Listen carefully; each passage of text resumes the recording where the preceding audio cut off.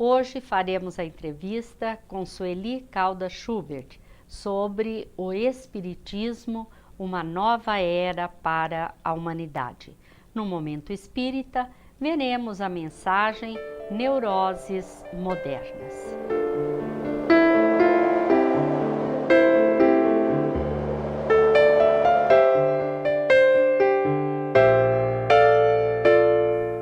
Olá!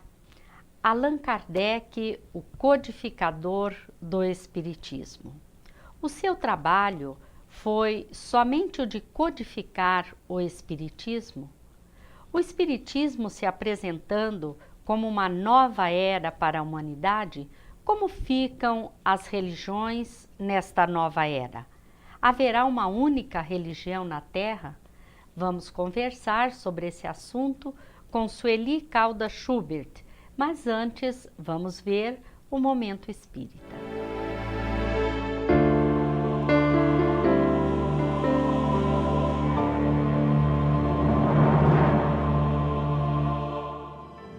Há pressa, pois a velocidade do mundo parece ter mudado. Parece estar mais rápida, mais exigente, mais intensa. Somos encontrados a qualquer momento, seja pelos telefones móveis, que a cada dia agregam mais recursos, pela internet, que nos liga a todos e a tudo, sem a opção de nos perguntar se desejamos ou não, ou por tantas outras possibilidades que a tecnologia cria a todo momento. Sempre estamos sendo exigidos, questionados, sob demanda de algo ou de alguém. Nesses dias de transição e de mudança, de adaptação e de aprendizado, muitos de nós nos sentimos aturdidos. Perdemos as referências, que foram atropeladas pelas mudanças sociais. Já não sabemos como agir ou por onde seguir. Como resultado, caminhamos inseguros, buscando cada qual defesas frente a tudo isso. Por isso, são tantos os que se tornam violentos, com medo de serem violentados pela sociedade. Agridem verbalmente, algumas vezes indo às raias da violência física, mascarando o próprio medo ao impingir medo nos que os cercam. Outros buscam fugir desse frenesi moderno, fechando-se em si mesmos, em um egoísmo injustificado, preocupando-se apenas consigo e com os seus, abrindo mão dos valores da solidariedade, da fraternidade e da amizade. Não são poucos aqueles que, preocupados no vencer e no ganhar das batalhas diárias, se desfazem dos valores morais, passando sobre tudo e sobre todos, não se importando em construir vitórias sobre dores, aflições e injustiças, pois as suas são apenas as preocupações pessoais.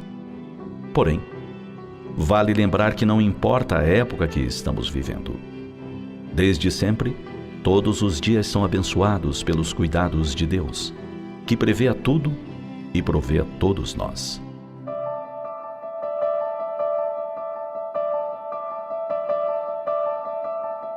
Não nos deixemos contaminar por essas neuroses modernas, onde a fé e a confiança em Deus, pouco trabalhadas na intimidade de cada um, são substituídas pelo medo e pelos mecanismos de fuga. Vivamos de maneira tranquila e confiante, sabendo, como nos lembra Jesus, que somente lobos caem em armadilhas para lobos.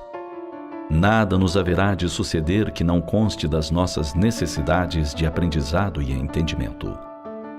Cada vez que ansiedade, medos, fobias ou síndromes modernas insistirem em tomar-nos a casa mental e emocional, resguardemo-nos na oração, que nos plenificará a alma, apacentando-nos o coração. E vivamos com a confiança do Filho que entende o Pai como soberanamente bom e justo, todos os dias banhando-nos na alegria de estarmos vivos, louvando a Deus a bendita oportunidade da reencarnação.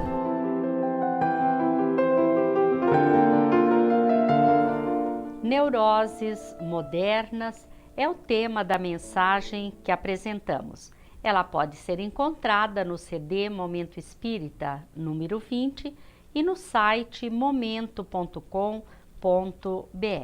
Agora vamos conversar com Sueli Caldas Schubert, que é conferencista espírita de Juiz de Fora, escritora, já tendo publicado vários livros espíritas.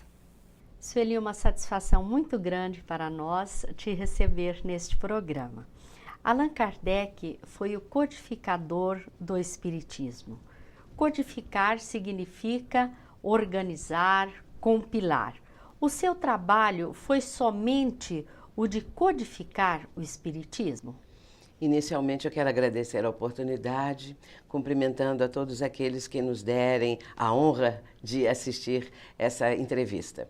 Mas Allan Kardec realmente foi o codificador, ou seja, conforme foi dito aí, na definição do que significa codificar, organizar e registrar tudo aquilo que, conforme o título do próprio livro básico da doutrina, O Livro dos Espíritos, ele então estava organizando as respostas dos espíritos a partir das perguntas que ele foi formulando. O interessante e o notável, que eu sempre gosto de ressaltar, é que as perguntas feitas por Allan Kardec eram aquelas que qualquer ser humano teria vontade de fazer se soubesse formular pergunta.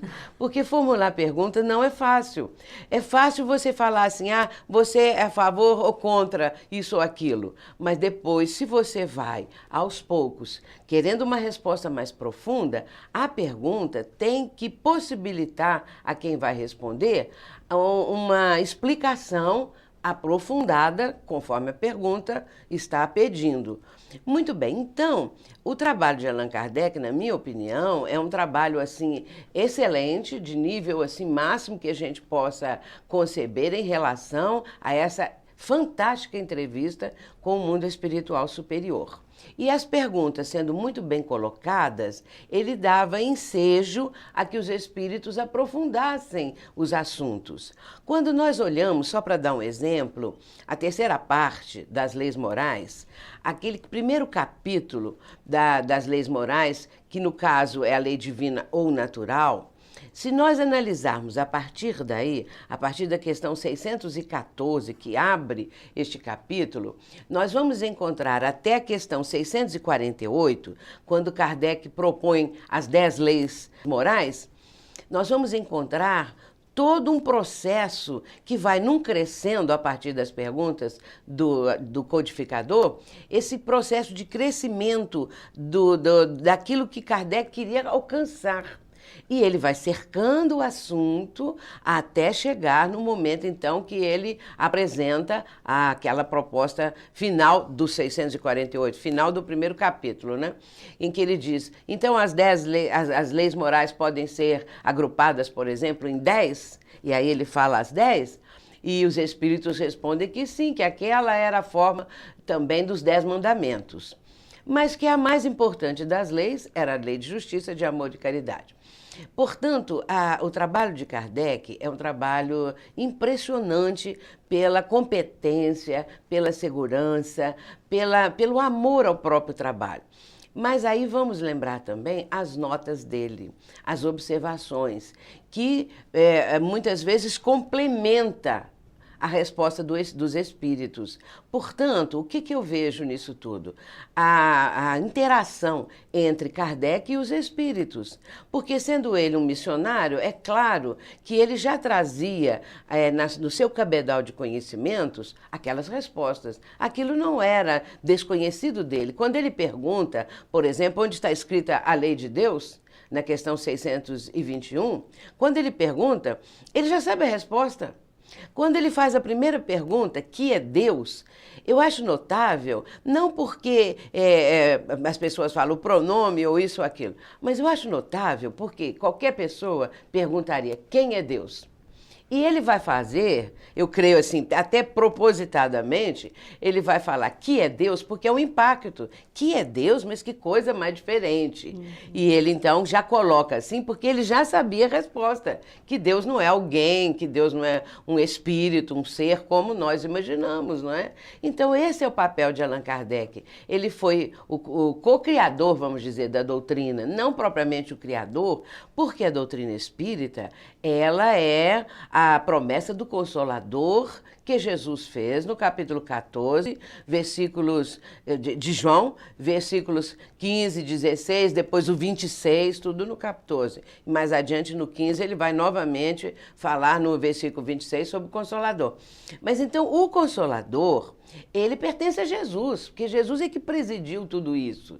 Então, Jesus é o autor, vamos dizer, máximo, intelectual de tudo, espiritual, não sei nem como dizer isso. E os demais, os espíritos que colaboraram e o próprio Allan Kardec, faziam parte da mesma equipe, mas não o criador propriamente dito, né? Certo. O Espiritismo se apresenta como uma nova era para a humanidade. O que nós devemos entender, Sueli, por nova era? Nós sabemos que o mundo está passando uma fase muito difícil. Ou seja, é a humanidade que habita o planeta que está passando uma fase de crise, uma crise mundial, uma crise moral, uma crise espiritual. A doutrina espírita, com as propostas que ela traz, e sendo o Consolador prometido por Jesus, e ali, naquela hora que Jesus faz a promessa, ele diz assim, o Espírito de verdade. No João, como eu disse na pergunta anterior, João capítulo 14, 15, 16, ele vai falar, o Espírito de verdade, que o homem não vê, não conhece, mas que ele vos fará lembrar todas as coisas. Acrescentando mais, então, no versículo 26 do mesmo capítulo 14 de João. Portanto, essa proposta do Espírito de Verdade, ou seja, na minha opinião, o próprio Jesus, próprio Mestre, conforme nós temos já várias comprovações na própria codificação, e nesse caso, essa perspectiva de uma nova era, entende-se porque aquilo que estava obscuro, aquilo que Jesus não pôde dizer à época, veio a doutrina no momento certo, numa época predita, não foi nada assim de improviso, tudo é muito bem programado, a espiritualidade não improvisa. Veja que quase 2000 anos antes, Jesus já estava fazendo a promessa, porque tudo já estava delineado. Portanto, o Espiritismo abre uma nova era de progresso, de compreensão, de entendimento. Dentro dessa perspectiva, ele vai colaborar para essa nova era. A maior tarefa do Espiritismo é acabar com o materialismo. De que maneira isso se dará? Olha, na questão 798, Kardec pergunta aos espíritos se o Espiritismo se tornará uma crença comum, assim, vamos dizer, universal. E os espíritos explicam que não quer dizer que as pessoas vão se tornar espíritas, não é? Mas as ideias espíritas, elas vão sendo disseminadas e a própria condição de cada ser humano, por mais longínquo seja o país onde esse ser humano resida, o caso é que a espiritualidade está sempre presente em qualquer parte, em qualquer rincão do mundo. E essa espiritualidade vai também propiciar, suscitar dúvidas, indagações, buscas, e com isso vai abrindo a mente da pessoa para receber determinadas explicações que agora a sua própria condição espiritual está exigindo para a resposta às crises que o mundo está vivenciando, às lutas, sofrimentos, dificuldades, essa questão toda. E isso tudo abre uma ideia, sendo a doutrina toda ela voltada para a espiritualização do ser humano. É claro que aquele que é materialista, que aquele que é muito apegado às coisas do plano físico, vai ter também um seu momento, ou de pensar, ou de buscar, ou de ler qualquer coisa, mesmo que não esteja buscando, fazendo com que ele volte a pensar, a repensar a vida, para encontrar o real sentido, porque todos somos espíritos. E embora essa ideia muito voltada só para as coisas materiais fique predominando durante um tempo, isso não é para sempre. E como o Espiritismo está trazendo essas respostas que vão alcançando cada vez mais outros países, os próprios seres humanos, não é? Em qualquer lugar onde estejam, esse materialismo aos poucos vai diminuindo, porque a lógica também da doutrina espírita é irrefutável. E não tem como nós conseguirmos tirar isso, não é, de uma doutrina toda de razão, não é, de amor, de esclarecimento. E com relação às religiões, nesta nova era haverá união das religiões, haverá uma única religião, como será? Isso também é esclarecido por Allan Kardec, aliás, pelos espíritos, e Allan Kardec também corroborando e complementando. Mas é claro que não vai haver uma única religião.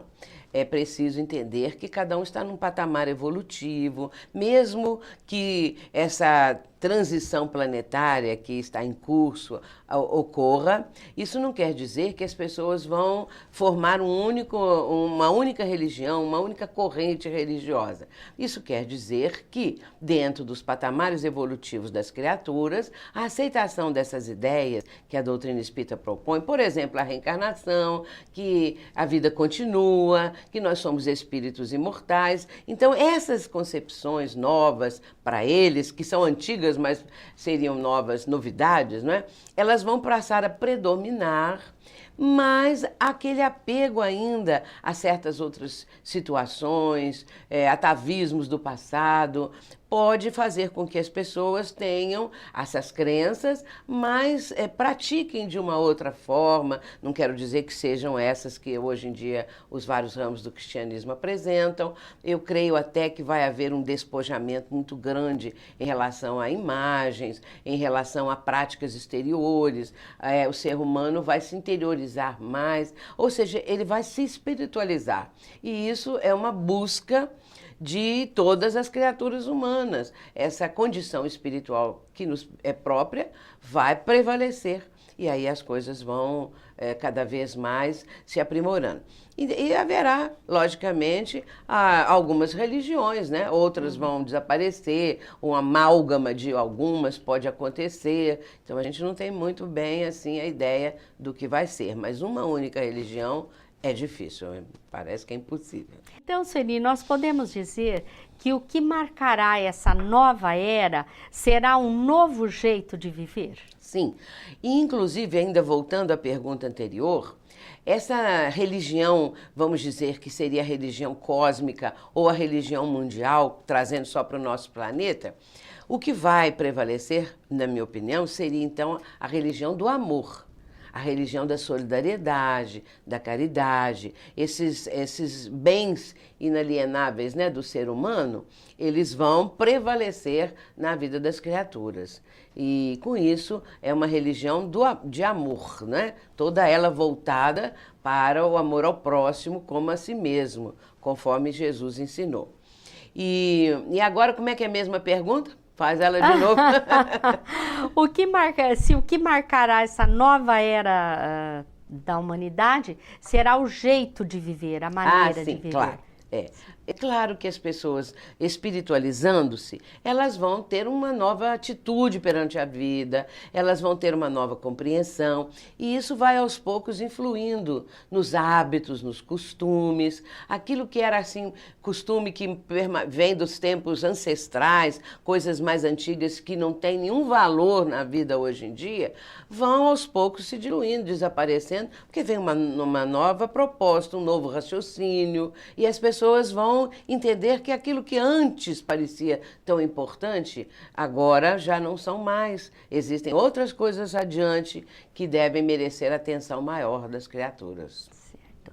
O Espírito Emmanuel, no prefácio do livro de André Luiz, Missionários da Luz, psicografado por Francisco Cândido Xavier, alerta para a missão do Espiritismo, que é não apenas a de consolar, mas de fundamentalmente a de libertar consciências, Como que isso se daria? Eu gosto muito dessa passagem, dessa frase de Emmanuel que está nessa introdução, conforme você disse, do livro Missionários da Luz, não é? Então ele fala que não basta apenas evidenciar a condição de consolador da humanidade, né? O Espiritismo como consolador da humanidade, mas é importante ficar bem evidenciada a sua condição de libertador de consciências e de corações. Ele fala, então, realmente a doutrina espírita nos liberta de tudo isso que ainda nos prende às questões muito materiais, a questões ainda de um entendimento, vamos dizer assim, cheio de preconceitos, porque, na verdade, o ser humano ainda é muito preconceituoso em relação às diferenças, em relação a que as pessoas apresentam, que às vezes não seria aquilo que a pessoa acha adequado, acha melhor, e aí já começa a restrição, o preconceito, a não querer a presença daquela criatura, mas aos poucos nós vamos entendendo que isso são coisas assim tão passageiras, tão menores, e que essas cadeias que ainda nos prendam a isso tudo, que é preconceituoso e restritivo, vão se desaparecendo, vão se abrindo, e nós vamos ter uma abertura maior para a aceitação do ser humano, do outro, com suas experiências, com tudo aquilo que traz do passado, e a própria pessoa se liberta também daquilo que ela até então privilegiava. A sua mente muito restrita, muito bitolada, muito fechada, vai aos poucos abrindo-se para as novas perspectivas, aceitando e entendendo que é preciso caminhar, ir adiante. E dentro dessa sua pergunta, é muito interessante lembrar Calderaro, o espírito Calderaro, que está no livro No Mundo Maior, que é o instrutor de André Luiz nessa obra, No Mundo Maior. Calderaro tem uma frase que eu também cito muito, porque quando ele está falando a respeito de progresso da humanidade, ele tem uma frase que diz assim, o homem, para auxiliar o presente, é obrigado a viver no futuro da raça. E nós vemos que todos os grandes vultos da humanidade viveram no futuro da raça. É como ele está dizendo, o homem, para auxiliar o presente, é obrigado a viver no futuro da raça. Porque aquele que vive no futuro, preparando esse tempo novo, ele está beneficiando o presente. Porque ele traz uma abertura mental, uma abertura emocional, não é? Uma compreensão da vida. E esses grandes vultos da humanidade viveram para o futuro. No futuro, você veja que quando aquele que descobriu, por exemplo, Pasteur, com a religião, com a pesquisa dele, né, relacionada com micróbios, como se dizia, ele estava vivendo o futuro, beneficiando a humanidade. Thomas Alva Edison, a mesma coisa, quando fez aquelas mais de 700 experiências para conseguir a lâmpada, não é? Muito bem, eles viviam no futuro. O trabalho deles era todo voltado para isso. Mas em outros aspectos, Gandhi mostrando a não violência, quer dizer, algo que no futuro poderia prevalecer e permanecer. Portanto, o Espiritismo liberta exatamente por isso, porque ele fala para o futuro. O Espiritismo, ele não é propriamente de hoje, de agora que ele vai conseguir esse avanço. Mas, para o futuro, à medida que a humanidade vai amadurecendo, que os seres humanos vão tendo um crescimento moral e espiritual, aí sim, eles vão encontrar na doutrina espírita tudo aquilo que necessitam. E ela libertando o ser humano, libertando dessas amarras do passado, ele vai adiante, né? Vai caminhar. Sueli, nós queremos agradecer a sua participação. Estamos muito felizes por tê-la conosco. Eu que agradeço essa oportunidade. Muito obrigada. Queremos agradecer a todos os telespectadores que mais uma vez estiveram conosco e lhes desejamos muita paz.